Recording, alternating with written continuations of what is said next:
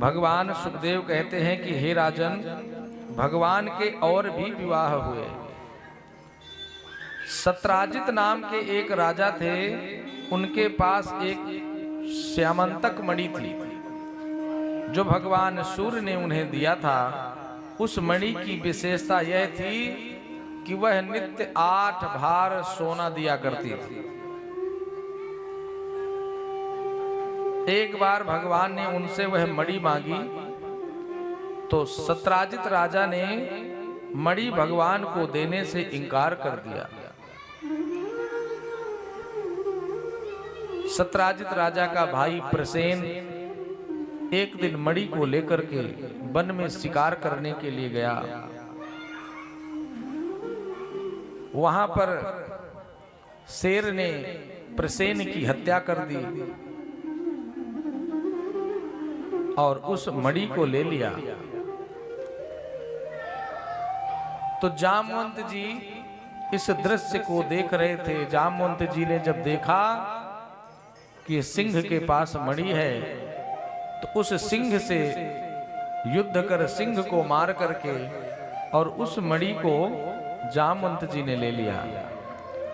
और जामवंत जी ने अपनी पुत्री जाम्बवती को दे दिया।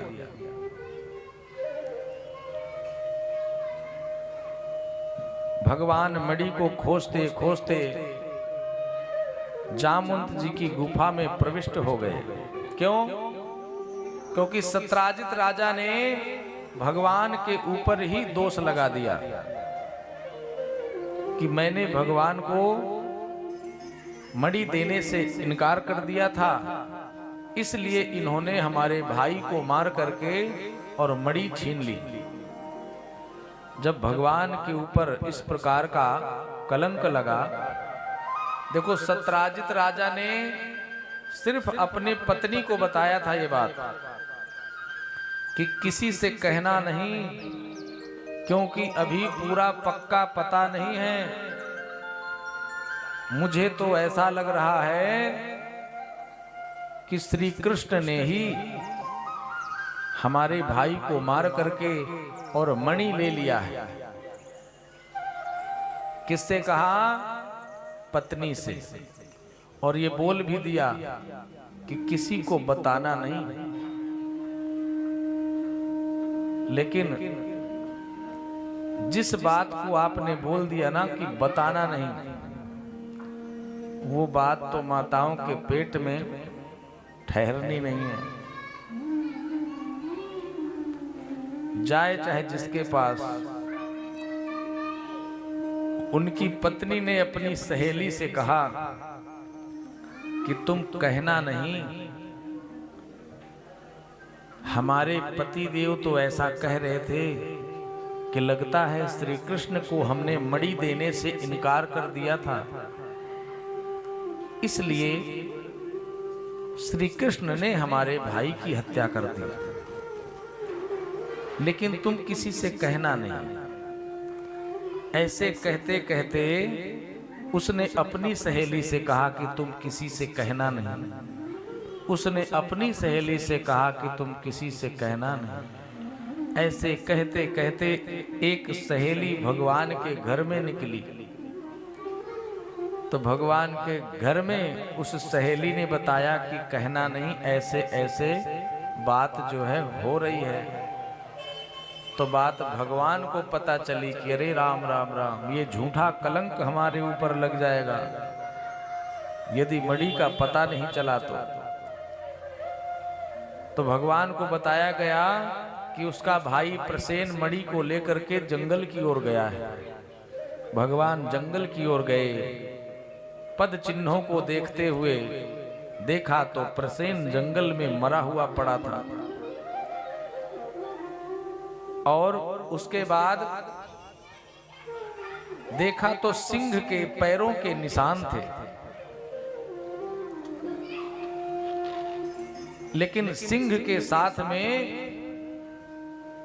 जब सिंह के पैर को देखते हुए, निशान को देखते हुए भगवान आगे बढ़े तो देखा कि सिंह भी मरा पड़ा है।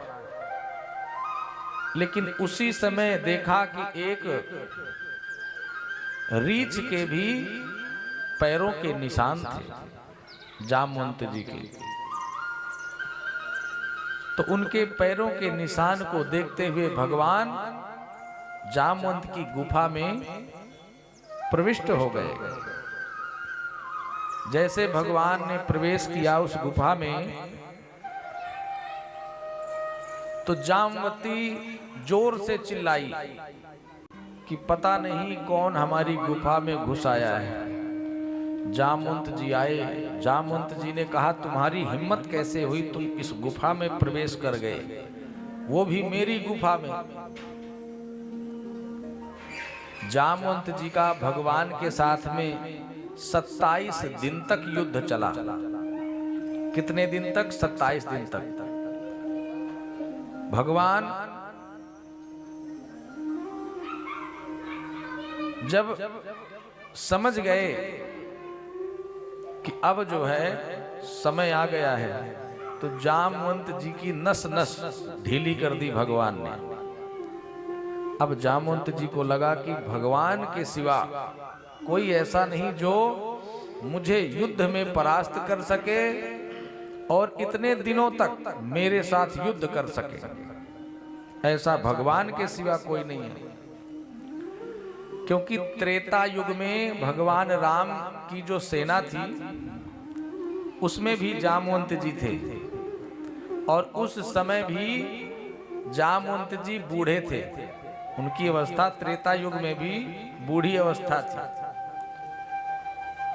एक थप्पड़ रावण को मारा था, रावण बेहोश हो गया था।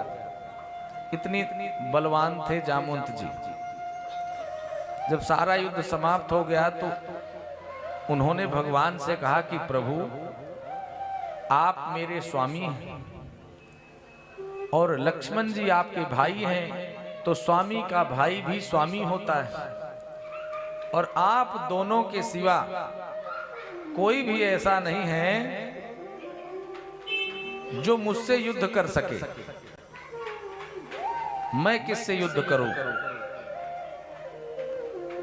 भगवान ने कहा कि तुम्हारी ये युद्ध की आकांक्षा द्वापर युग में हम जब कृष्ण के रूप में आएंगे तब हम तुम्हारी ये कामना पूरी करेंगे। जामवंत जी ने कहा कि तुम कौन हो? तब भगवान ने कहा कि मैं ही कृष्ण हूं, मैं ही वासुदेव हूं, मैं भी कृष्ण हूं। जामवंत जी ने कहा कि ऐसे बात नहीं बनेगी प्रभु, जो त्रेता युग में मैंने जिस रूप को देखा था, आप उसी रूप में मुझे दर्शन दीजिए, तब मैं मानूंगा। तो भगवान भक्त के लिए उन्होंने राम रूप धारण किया, धनुष बाण धारण किया और जामवंत जी को दर्शन दिया। इस तरह से जामवंत जी ने कहा कि प्रभु ये बताइए, मैंने उस मणि को अपनी कन्या को दे दिया है, अब कन्या को दिया हुआ धन वापस जो है लेना, ये तो बहुत बड़ा अपराध है। मैंने कन्या को इसे दान कर दिया, अब उसके बाद अगर कन्या के धन को वापस लिया जाए तो ये तो बहुत बड़ा पाप लगेगा। तो एक काम ऐसा करते हैं कि मैं ये कन्या ही आपको सौंप देता हूं, जिससे ये कन्या भी आपकी पत्नी हो जाएगी और उस मणि के आप स्वयं हकदार हो जाएंगे और मुझे दोष भी नहीं लगेगा। भगवान ने कहा चलो कोई बात नहीं, मणि तो लेना है। तो भगवान का दूसरा विवाह जामवती के साथ में हो गया। जब भगवान मणि को लेकर के गए तो सत्राजित राजा को जब सारी कहानी पता चली, सत्राजित राजा को मणि वापस कर दिया। तो सत्राजित राजा बहुत पछताया कि अरे राम राम, मैंने कैसे कैसे इनके बारे में सोचा था, अब क्या किया जाए। तो उन्होंने सोचा कि मन में किसी प्रकार की कोई गिलानी न रहे और कोई नया रिश्ता बन जाए। तो उन्होंने अपनी पुत्री सत्यभामा का विवाह भी भगवान से करा दिया। तो सत्यभामा का विवाह, तीसरा विवाह भगवान का संपन्न हुआ।